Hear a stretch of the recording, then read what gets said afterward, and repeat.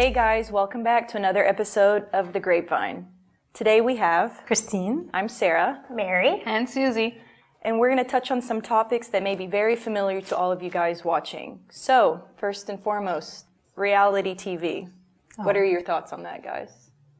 I have no time for TV in my life. Usually, like weekdays, we don't watch any TV.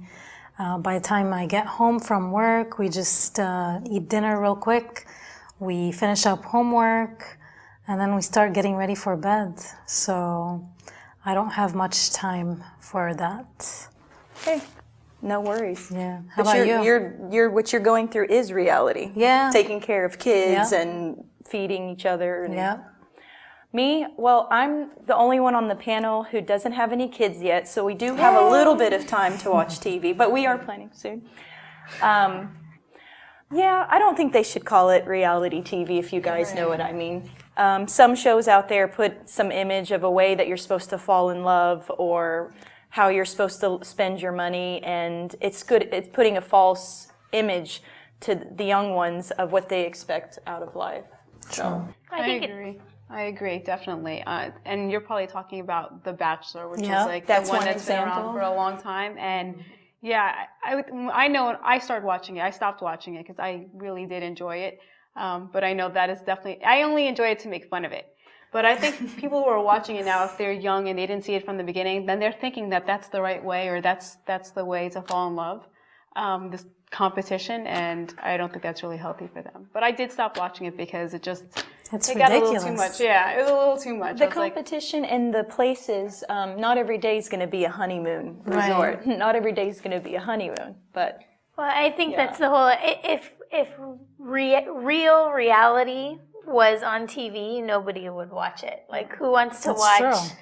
You know, a husband and wife feed their kids dinner and bathe them and put them to bed. You know, it's Right. not. you don't see It's shows boring. It's called so- raising kids or right. you know or True. paying bills. You know, they always seem to draw into the dramatic part of it, or the you know, what she described in the beginning of this episode is as reality as it gets. Yes. So Yeah. I think you were mentioning earlier this evening about how your sister gets her reality and her source of news. Oh, yeah. Well, anytime I ask my sister, oh, did you hear about this, you know, what happened on the news last night or whatever, her response is always, if Mickey Mouse didn't talk about it in his clubhouse, then I didn't hear about it. I love that. So, yeah, It's so true. It's so true. kind of just the stage that, you know, we're That's in true. right now. It's true. Whether it's reality shows or what we're supposed to look up to, which is the news, it's almost becoming in the same level, in my opinion, as a reality show where they just put on there the drama, the bad news, the things that happen around the city, which, yes, unfortunately, we live in a world where people are killing each other and doing all that stuff, but I personally feel that the news is so hard to watch now because that's all that they discuss, instead of what miracle happened or what did this good Samaritan, you know. And they dwell on the same topic. You know, it might be like something small and they just make it such a big deal and exaggerate and... What drives me crazy about the news nowadays is I really think it's forcing us to live in this constant state of fear. Yes. When all you hear about all the time is, you know, that one kid that got kidnapped or that one freak car accident or that one whatever, even though these are like that one alligator that ate a child in Disney, Oh my gosh, you know, yeah. like what a crazy, like one in a, you know, tens of millions odds chance that would happen. Right. But it makes us automatically like that's always now in the forefront of our minds is like this can happen and I have to like, you know, stare my kids, you know, in the face 24 hours a day and I have to do this and I can't go here and I can't do this and it's just, I have to get a gun. Like, you know, all this just craziness. Like us as Americans, I feel like we're always on guard and constantly in this state of like fight or flight because of what the news is feeding us all the time. Right. And I feel like unconsciously. Yeah. We knew what you meant. Yeah. So I feel like unconsciously we're, you know, we're affected by these things. it's in the back of our minds, even if we don't believe in them, even if we disagree with them, we are so affected by what's going on around us. Are we affected so much so that we've become numb to it? For example, me personally, growing up, when I heard about the first school shooting, I believe it was Columbine, I was still in middle school or high school, and that was the most traumatizing thing to hear at that age. Right. Unfortunately, now when we hear about something as tragic as a school shooting, whether it's a elementary or college, it's so common news now because although it happens, that's all I feel that the media stresses on, and like you guys said, that's all that they talk about. Or another, unfortunately, an acts from those from other countries, or I don't know if I can say terrorist, and now it's becoming, 9/11 scarred all of us, but now it's just like... Oh, another attack. Yeah. Right, yeah. Well, I don't watch the news as much just because that's one thing. It definitely changes the way, if you're parenting or the way you look at things, but I just don't trust it because there's no such thing as freedom of the press anymore. Right now, all the newspapers and all the news channels, they're all like, they're basically there to make profit. They're not for informing us. So if their shareholders don't see some type of revenue, these shows would cease to exist. So you're not getting real journalism anymore, and it's because it's a corporation. A corporation has to make money, and if they're not making money, then they're not good. And then they're making the bulk of their money from advertisers. Over 70% of their money comes from advertisers.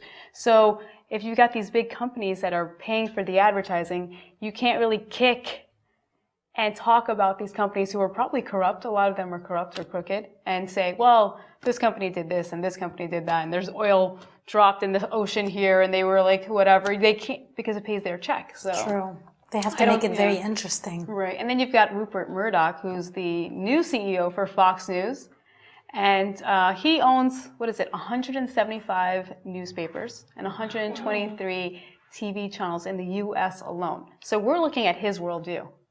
And so I'm very cautious when I don't watch the news at all. And if I do, I'm kind of cautious. Like, I'll look on it and I'll look at some of the headlines, but if I'm going to get my news, I'm going to try to look for something independent that doesn't really need shareholders or board of directors to make their money. Or I'll go on YouTube actually and look at some of these videos that random people are doing, and I'm like, there's the real news for me. Yeah. More happier stories. Yeah. I do look for the happier stories, actually. I do.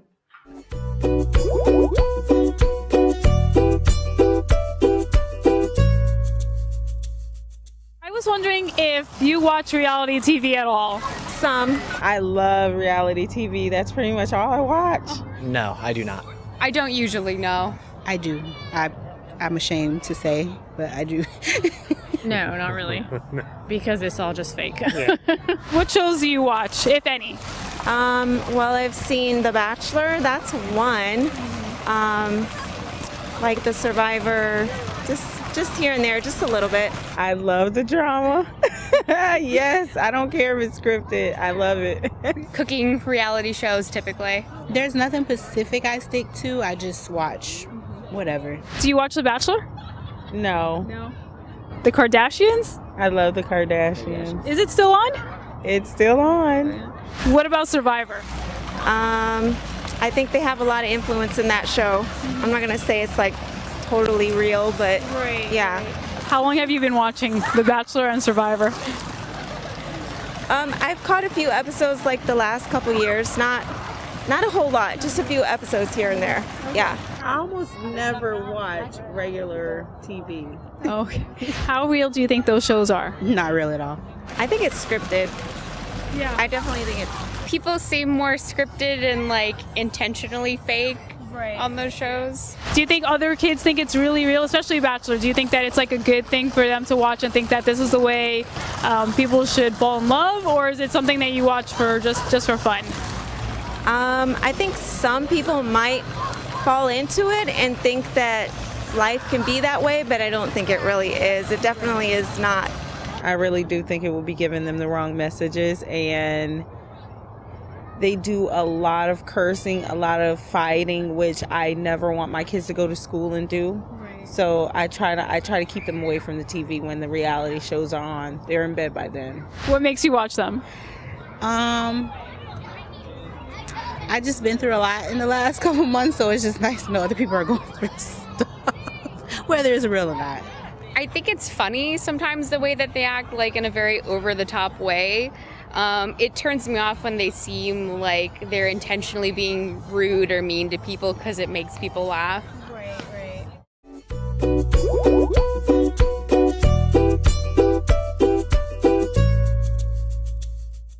We experienced actually here in the state of Florida recently, going back to what Mary was saying earlier, we had 3 days in a row of the drama with the shooting of the girl from The Voice, and then we had the alligator, and then we had now the whole world knows about the Pulse shooting. And although these three events happened, I think a couple of days apart from each other, for some reason that seemed to be, all that the media kept reporting, even international news, instead of what, good things happened. And I'm really glad that Susie was mentioning, her other outlets of how to get news, because as I mentioned earlier, I'm the only non-mom on the panel, just for now. And so I was actually curious, and maybe some of our viewers want to know, how do you guys deal with if your kids come home from school saying they heard something bad, and they're like, do they not watch TV at all? Or whenever y'all see something bad, you change the channel? Like, what would be advice that y'all would probably give as parents about with the news with like the kids? in our house, we don't watch regular TV. Okay. We just have like Netflix or Okay. and we choose what we're gonna watch versus just being fed with whatever is on TV. So that's working for us right now. I'm sure when the kids get older, they're gonna demand different kind of selection. But Curious. I feel like the longer I can keep them in a pure phase, it's gonna, they're gonna refuse, hopefully, when they see or watch something that is not appropriate or that we're just not used to. They would just say no to it, I'm hoping. Thank you for the tip. Okay. Yeah. How about you, the other two moms? My kids are still little.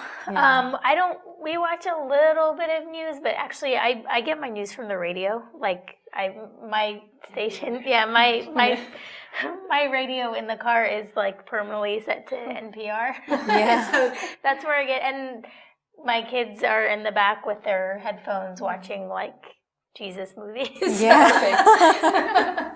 So they don't even like hear, and then at home, they're only 3 and 1.5, so the only TV they're watching is Sesame Street and Dinosaur Train. Yeah. Lydia's really into dinosaurs right now. But we, like you said earlier, I don't remember who, but we wait until the kids go to sleep, and then whatever we have DVR'd, which is usually Shark Tank. Oh, I love Shark Tank. Reality show. That's, I think, a good reality show. I love that too. That is a good reality show. Yeah. So How about you, Susie? Because With your me, kids are older. Yeah, well, I have two that are kind of older, not that much older, but a lot of their shows that they want to watch, they hear it from the kids at school. That's what I was wondering. Yeah. So we always tell them, we teach them, like, if it's not appropriate, then you can't watch it. So we look it up. And we do the same thing. We use Netflix, and we'll look it up on some of the like Christian websites. Is it, what's in it, if there's any curse words, if there's anything inappropriate, if there's boyfriend or girl. Everything has boyfriend and girlfriend. Even Disney movies, which is I know. kind of annoying. Well, more than kind of annoying. It's really annoying. So, I mean, we watch with them, and we won't let them watch unless we've seen it first. So a lot of times I'm watching kiddie movies before they get to, and I'm like, okay, you can watch this. Or if we don't have the time, and we'll watch it together once we see something just not good, we're like, okay, this is inappropriate. As far as it comes to like shootings or bad news, we do tell them the truth. We're like, be careful, don't talk to strangers.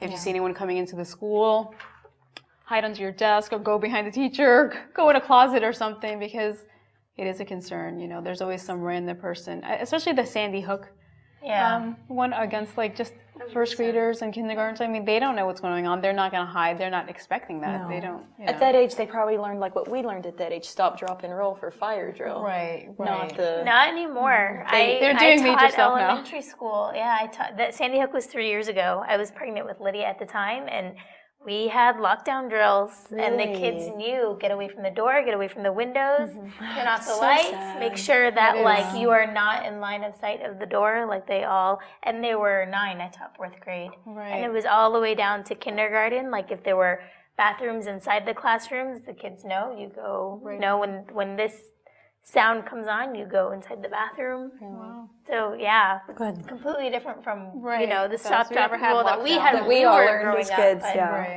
yeah. I've heard of the Today's lockdown drills because they come home like, we had a lockdown drill today. I'm like, okay, good. Tell me all about it. Not just a fire drill, but a lockdown drill. So yeah, the drills are definitely different these days. Yeah.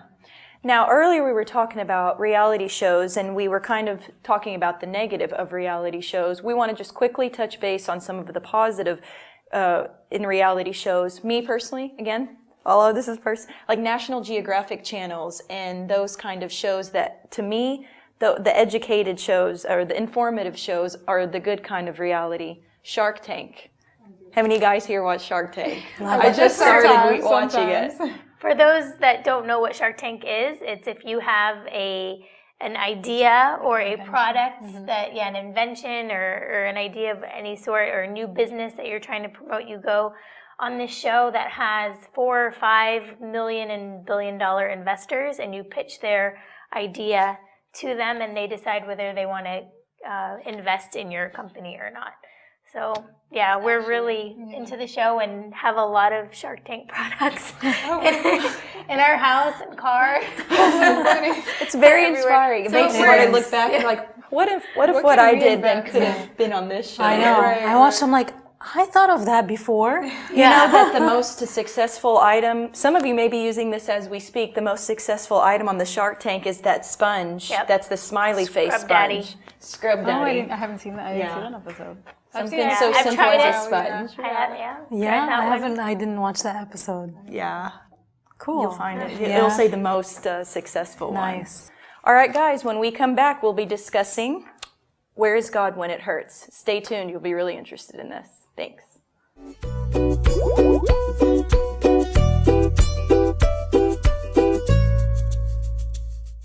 Hey guys, welcome back to the Grapevine. Now that we're starting the second part of the segment, our spiritual topic, where is God when it hurts?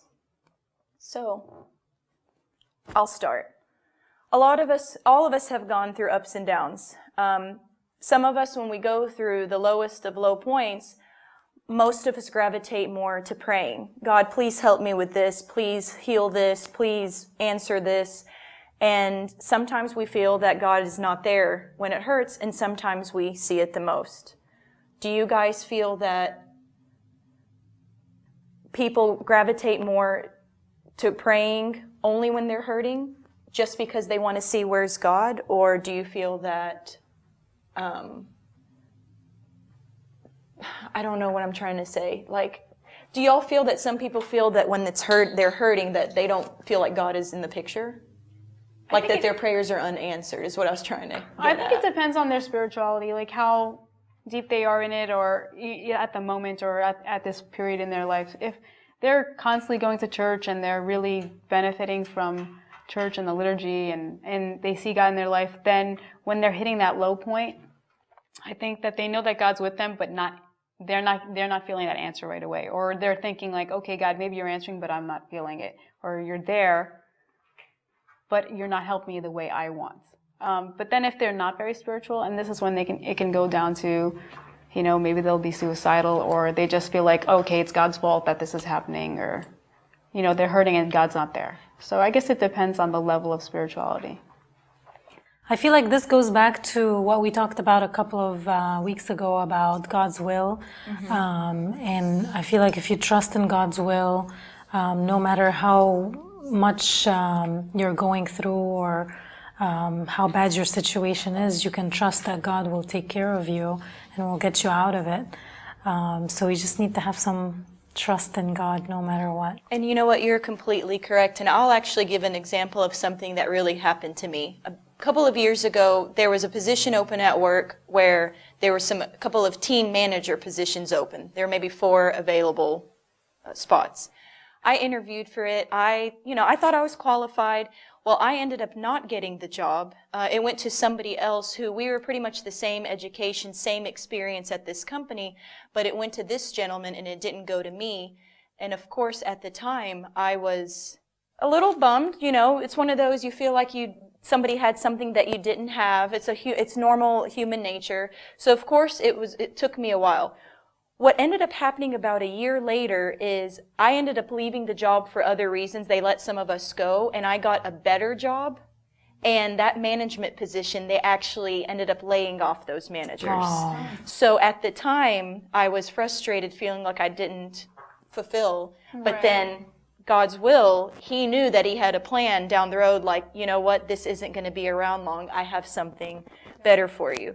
So I think as we get older, we experience situations where we realize at the time that, it's difficult. But if we have that strength and know that it's God's will, some of our unanswered prayers may be the best thing that happened to us. Well, and the key thing that I feel like you highlighted too is you didn't know at the time, and you had to wait, for God to reveal Himself. And I think today, the society that we live in today is all about like now.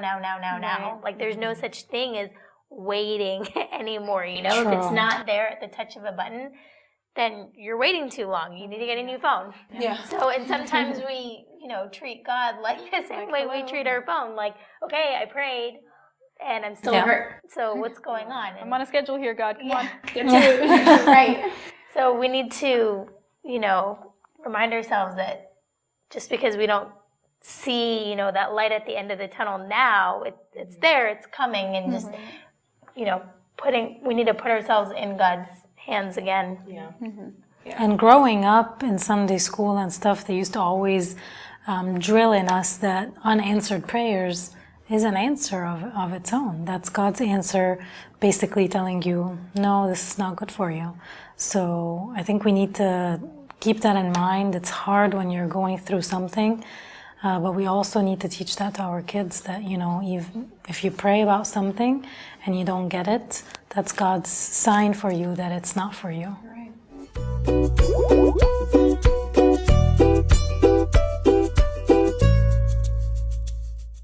If you're at a low point in your life or you're hurting real bad, do you seek God, or do you think that God is nowhere near the pictures? Or do you seek Him, or where is God when it hurts for you? I think He's pretty close. I always tend to ask more questions when I'm going through something. I just want to know how to get through the situation, and God, speak back to me, let me know I'm going to get through this. Yeah. That's how I feel about it. He's around to pick you up. Yep. Always. Yeah. Yes, I do believe that. I do believe that. Always with you, never leaving your side. He's always there. I can say that. And I know that for a fact because of these last couple months, what I've been through. God has been my saving grace. And actually, I was just telling my sister-in-law how right now I walk around with so much joy that some people are like kind of staring at me like, why are you so happy? But it's because you don't know what I went through. Do you turn to Him and cling to Him when you're at a low point and you're hurting, or do you feel like it's something you can take care of on your own? I feel that He's always there, so you just hand it over to Him and He'll take care of it. No, I do reach out to Him because you do need God in your life. And I feel like it's a cleanser, even though, and then I feel like He's not going to look at me because I don't reach out to Him much and I don't go to church, but I try, and I feel like, oh, He might hear me this time, so okay, let me try this time. God helps you out of your low point? Yes, I would say that. Without me asking. I definitely think I've been in the high and the low with Him. There's been times where I felt like He was there, and there's been times where I felt like He wasn't. Like, where are you? So it's just, it's a struggle, I think, sometimes. And, you know, deep in your heart, you just gotta keep going. You just gotta keep going because that's the only thing you can do. I believe, but I think that necessarily praying may not make things go your way. You can only ask for like strength. Sometimes, because I do get positive results in that time at that time, but it seems like during the day, if I try to reach out to him, then no, he's too busy. Or do you pray a lot or read the scripture? Or Pray a lot. Not much of read the scripture, but we do pray a lot. I don't read the Bible, but I do pray. You do pray? And I pray for others. I do pray. I do pray with the family. As far as pray all the time when I'm in a low point, no, I don't. I don't. And I prayed, and he showed me what I needed to show, and he talks to me through words, like whether it be TV, music, Bible, a book, anything. That's how he talks to me. Yes, I do read scripture every Wednesday.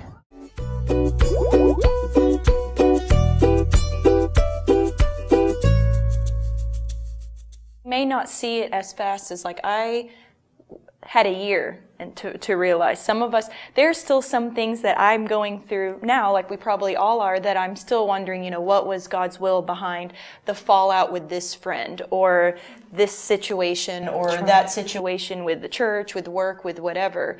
And we may never know until we feel like it's too late. But once again, we have to go back to what she was saying, that it's God's will, and to what Mary and Susie were saying, that you know, we are in an instantaneous world, but that's not reality, going back to the discussion from earlier tonight. So Very true. And God never said that, you know, as his Christians, we're not going to have trials or tribulations. You know, Christ never said, you know, he told us the opposite all the time. You know, blessed are those who are persecuted, and we're going to go through trials. We're going to go through tribulations. It is going to hurt. We just need to remember and have that faith that God is with us, you know, in every stage of our life, not just when we're happy, not just when we're sad, but in every occasion. yeah, It's easier to go to God when you're having a rough time, though. that's how we were starting. That's what I was trying to say. In the beginning, I'm like, do you guys know what I mean of when we like answer, you know, reach out to him? We have to make sure that we also reach out to him during the happy times as well, than the hard times. So I definitely think in the hard times, I go to cling to him. I had a passing in my family. It's going to be 16 years, and it was so devastating. And I just remember I opened up and I was like, I'm going to just start reading the Bible because I need to pray. I need to make sure that this person went to heaven. I need to understand. I want to make sure that the life that this person lived, that he's in heaven. So I hadn't read the Bible in so long. I would go to church, but I just didn't open up the Bible. So I started to open up, and I started reading the New Testament, and it really helped me during my hard time. You know, I really was like, I feel like my spirituality is much better now than it was then, but it helped me kind of go through whatever I was going through, what our family was going through. It's a very difficult time. And I know that we recently went through a hard time, my husband and I also, and it has something to do with the job as well. And he started listening to Orthodox sermons on orthodoxsermons.org. And there was one that he found from Abuna Paul in D.C., and he was talking about the book of Daniel, and it's part 2 and 3. It was a series, and he said something about 36 minutes in that's just really kind of amazing, and you never think of it that way. And he was talking about the 3 youth in the fiery furnace, and that how they were the only ones that weren't burned. Anybody who was like making the fire, they all like perished outside of the fire. And the only thing that burned on them were the ropes. And it's the same thing with us, where God sometimes lets us go through the fiery furnace or the fiery tribulations. And the only thing that we won't burn in God's fire. But the only thing is the ropes that are tying us down to, whether it's sin or temptation or whatever it is. That's what we're being freed from that kind of enslavement, from that fire, then that's what the fire, God's fire, is freeing us from that. So those tribulations, those fiery furnaces for us is freeing us from the ropes and the chains that are tying us down. I love that. Yeah, it was amazing. It was such a beautiful sermon. thank you for sharing that. Stay tuned for sports coming up next.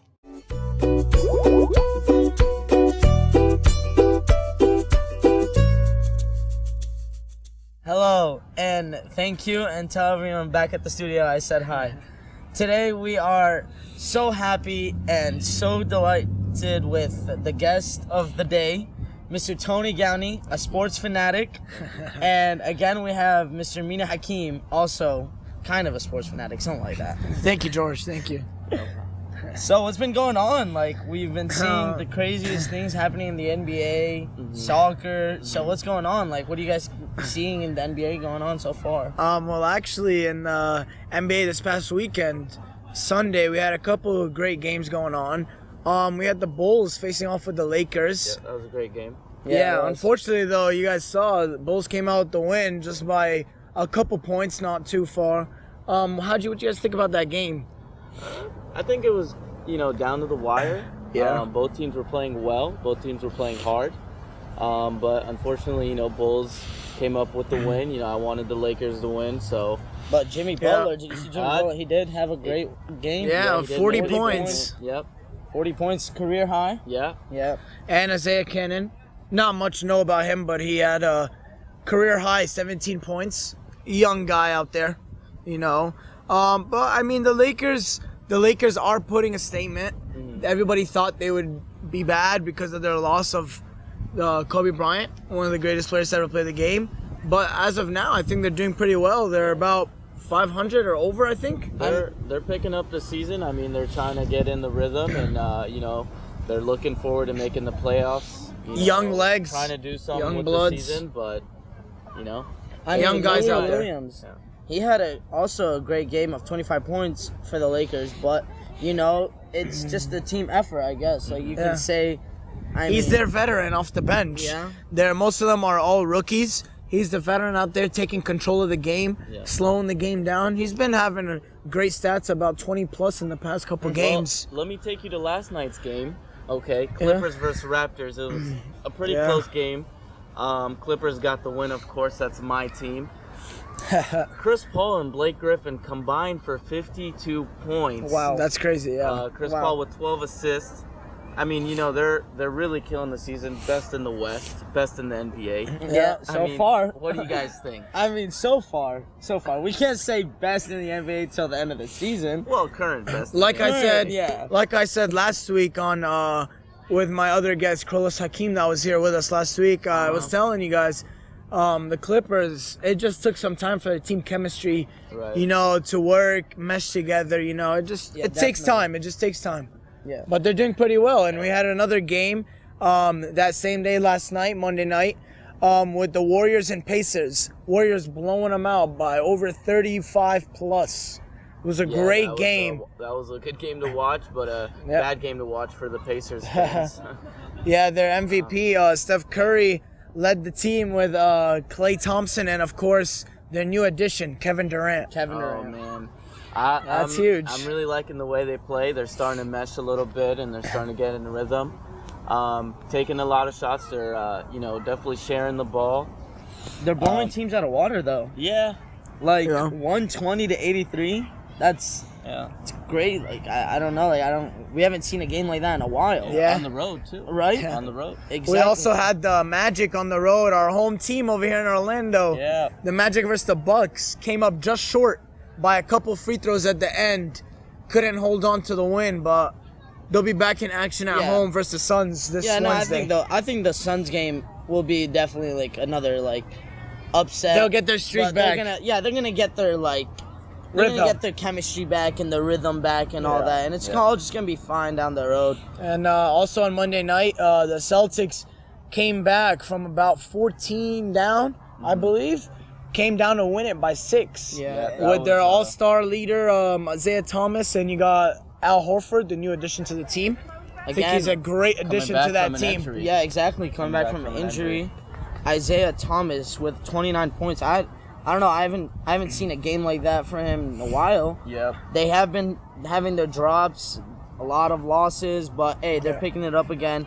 And the Timberwolves, it was a struggle, but they came out with the win, like you said, Mina. Yeah, and then for tonight's game, we got the Lakers back in action. Hopefully they'll get that win, but I don't know. It's going to be against a hard team, against the Oklahoma City Thunder, with their leading scorer and triple-double machine.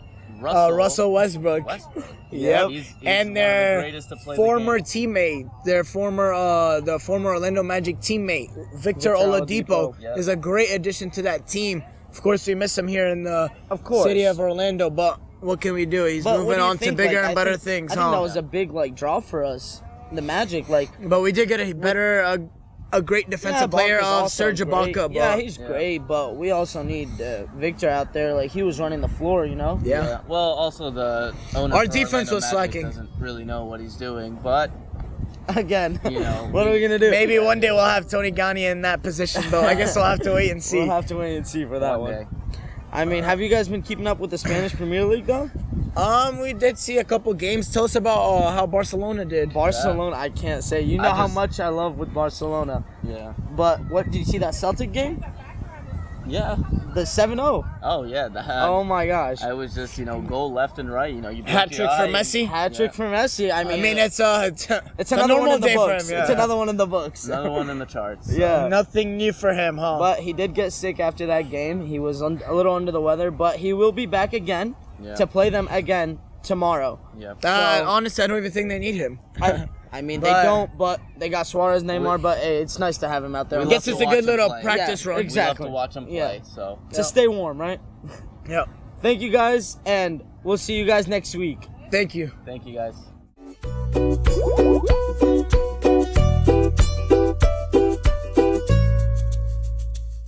Hey guys, before we let you go, we just want to leave you with a quote from the late Pope Shenouda III. I asked for strength to tolerate, so he gave me weakness to learn to rely on him. Thank you guys for joining us. We'll see you next week. Bye. Hi. Bye.